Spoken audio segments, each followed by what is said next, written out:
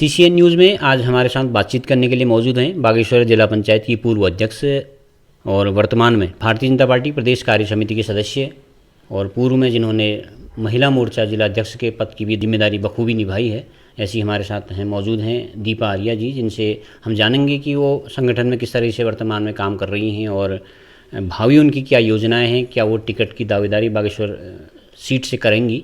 तो इस सब बातों पर हम बातचीत करेंगे। अध्यक्ष जी, आपका स्वागत है हमारे चैनल में। धन्यवाद पांडे जी।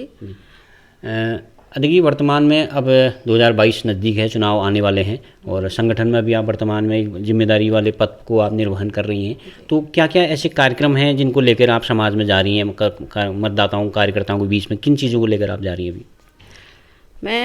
पहले तो मैं अपने भारतीय जनता पार्टी का संगठन का आभार व्यक्त करती हूँ, क्योंकि उन्होंने मुझे एक बड़ा पद दिया है। मैं प्रदेश कार्य समिति की सदस्य हूँ और हम अभी जो 2022 में चुनाव होने वाले हैं पूरे विधानसभा के, तो उसमें हम अपने केंद्र सरकार की और प्रदेश सरकार की उपलब्धियों को लेकर हम जनता के बीच में जा रहे हैं और जनता भी चाह रही है कि एक बार पुनः से भाजपा की सरकार आए और हमारी जो समस्याओं का निदान हो, ऐसा मेरा मानना है। अध्यक्ष जी, 2003 में आपने जिला पंचायत अध्यक्ष जैसा महत्वपूर्ण पद की जिम्मेदारी आपने निभाई थी। उसके बाद आपको सरकार जब भी भारतीय जनता पार्टी की आई तो आपको संगठन में तो दायित्व मिले, जिम्मेदारियां मिली, लेकिन सरकार में आपको कोई जिम्मेदारी से नवाजा नहीं गया। क्या कहना चाहेंगी इस बात का? कोई मलाल आपको है? नहीं पांडे जी, मुझे ऐसा कोई मलाल नहीं है। मेरे संगठन ने मुझे कई सारे पदों पर काम करने का मुझे मौका दिया और मैं इसमें कोई मलाल की तो कोई बात ही नहीं है, क्योंकि मुझे भरोसा है कि आगे को मेरा संगठन मुझे आगे बढ़ाएगा और मैं जनता के बीच में फिर जाऊंगी और अपनी सरकार का प्रचार प्रसार करूंगी। 2003 के बाद में जिला पंचायत अध्यक्ष के बाद में मैं प्रदेश पार्षद के पद पर रही हूँ और अनुसूचित मोर्चा में प्रदेश उपाध्यक्ष रही हूँ और महिला मोर्चा की जिला अध्यक्ष रही हूँ। वर्तमान में मैं प्रदेश कार्यकारिणी की सदस्य हूँ।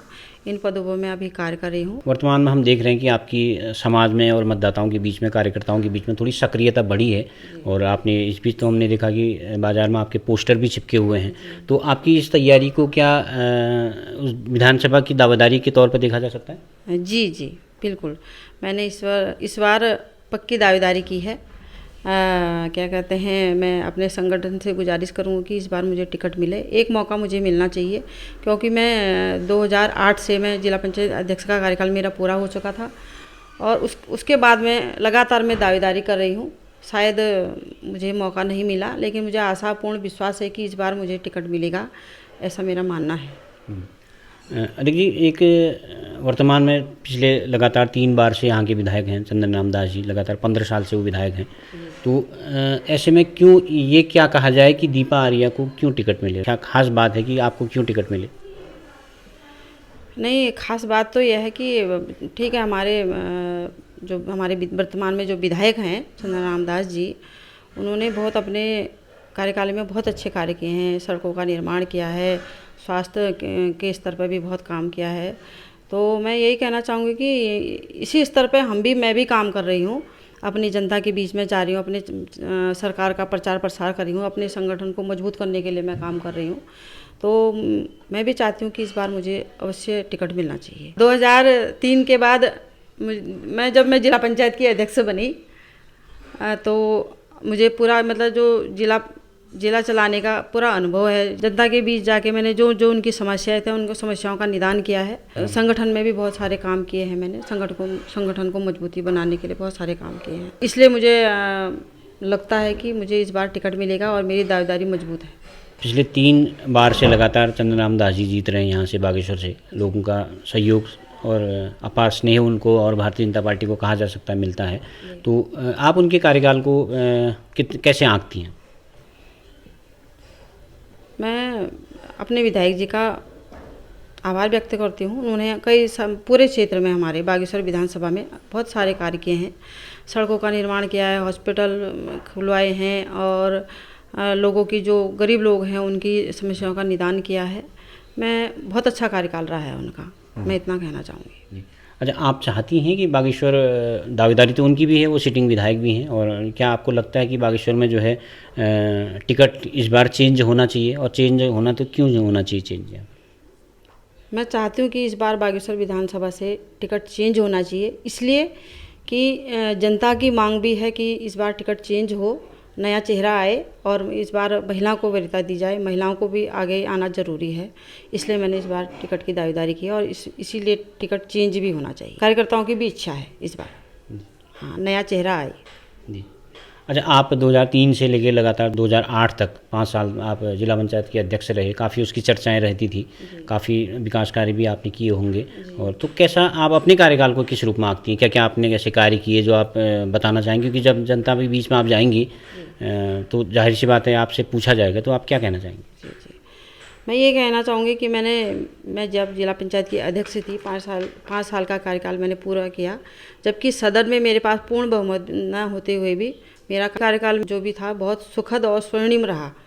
और मैंने अपने क्षेत्र में जो कई सारी योजनाएं की हैं, सड़कों का निर्माण किया मैंने, जो हॉस्पिटल हैं एलोपैथिक, होम्योपैथिक, आयुर्वेदिक हॉस्पिटल मैंने खोले हैं पूरे जनपद में, और एनएम सेंटर खोले हैं जनताओं के अनुसार।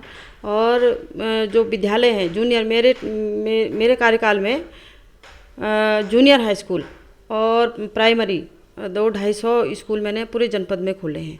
उसका भी बहुत अच्छा कार्यक्रम रहा मेरे कार्यकाल में। और सबसे बड़ी उपलब्धि तो यह है मेरी कि मेरे कार्यकाल में LIC बिल्डिंग बनाई गई, और दूसरा है जो गोमती होटल, जो जिसमें अभी SBI चल रहा है। जी, जिसमें अभी SBI चल रहा है, उसमें हमारे जो आय का स्रोत है जिला पंचायत का वो सबसे बेहतर रहा है, और जो इसका परिणाम आज सबको देखने को मिल रहा है।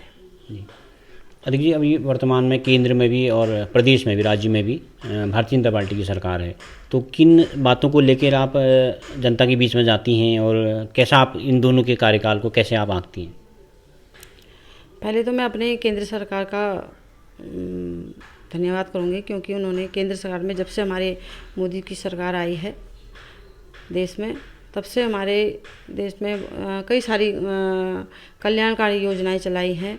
उसमें महिलाओं के लिए जैसे उज्ज्वला गैस योजना हो गई, और बेटी बचाओ बेटी पढ़ाओ, सुकन्या समृद्धि योजना हो गई, और केंद्र द्वारा अयोध्या में राम मंदिर निर्माण हुआ, अनुच्छेद 370 की धारा हटाई गई। ऐसे सहित कई सारे कार्यक्रम हमारे भारतीय जनता पार्टी सरकार द्वारा चलाए गए, मोदी सरकार द्वारा चलाए गए। वैसे ही हमारे राज्य सरकार की बात करूँ, राज्य सरकार द्वारा भी अभी वर्तमान में जो हमारे माननीय मुख्यमंत्री श्री पुष्कर सिंह धामी जी हैं, उन्होंने बहुत अच्छे कार्यक्रम चलाए हैं। अभी युवाओं के लिए 24,000 भर्तियाँ खोली हैं, जिसमें कार्रवाई चल रही है, और जो बैकलॉग में पदों का सृजन किया है, उसमें भी कई सारी नियुक्तियां हो चुकी हैं। आशाओं का वेतनमान बढ़ाया गया है, ग्राम प्रधानों को 1500 से 3500 रुपया उनका वेतन बढ़ाया है। कि ऐसे ही वो आने वाले भविष्य में और अगले 5 साल में फिर ऐसे ही कार्य करेंगे। इससे लगता है कि आपको क्या बीजेपी पब्लिक में अच्छी इमेज बना पाई है और दोबारा सत्ता में वापसी कर सकती है, ऐसा लगता है? बिल्कुल, इस बार हमारे बीजेपी ने बहुत अच्छे कार्यक्रम किए हैं, और मुझे पूर्ण विश्वास है कि एक बार फिर पुनः हमारी भारतीय जनता पार्टी की सरकार बनेगी और हमारी जनता के हित में बनेगी, जनता पूरा साथ देगी, ऐसा मेरा विश्वास है। अच्छा, अदिति जी, आखिरी सवाल आपसे, तो आपको क्या लगता है कि महिलाओं पर दांव खेलेगी क्या भारतीय जनता पार्टी? ऐसा आपको लगता है कि अगर महिलाओं वाला कोटा आता है तो आपका अपना नंबर आ सकता है बागेश्वर विधानसभा से? जी, इसलिए मैं ये कहना चाहूँगी कि जो हमारे उत्तराखंड प्रभारी हैं दुष्यंत कुमार गौतम जी, उनका बीच में बयान भी आया था कि हम महिलाओं को 40% भागीदारी रहेगी हमारी महिलाओं की।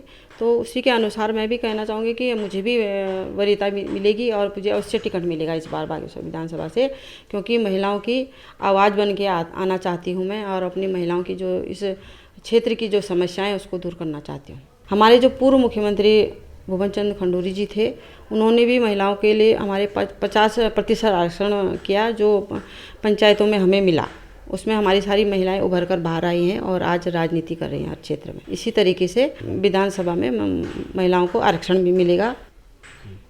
धन्यवाद अध्यक्ष जी, हमसे बातचीत करने के लिए आपने समय निकाला, बहुत बहुत धन्यवाद। बहुत बहुत धन्यवाद पांडे जी। तो आप थी हमारे साथ बागेश्वर जिले की पूर्व जिला पंचायत अध्यक्ष और वर्तमान में भारतीय जनता पार्टी प्रदेश कार्य समिति सदस्य दीपा आर्या जी, जिन्होंने स्पष्ट तौर पर कहा कि उनकी सामाजिक सक्रियता और राजनीतिक सक्रियता को देखते हुए हाईकमान जो है ज़रूर उनको बागेश्वर विधानसभा से टिकट देगा। और उनका मानना है कि अगर महिलाओं पर भारतीय जनता पार्टी ने दांव खेला तो निश्चित तौर पर उनको टिकट भी मिलेगा और वो सीट को जिताकर भारतीय जनता पार्टी को गिफ्ट भी करना चाहेंगी। CCN न्यूज़ के लिए मैं सुरेश पांडे।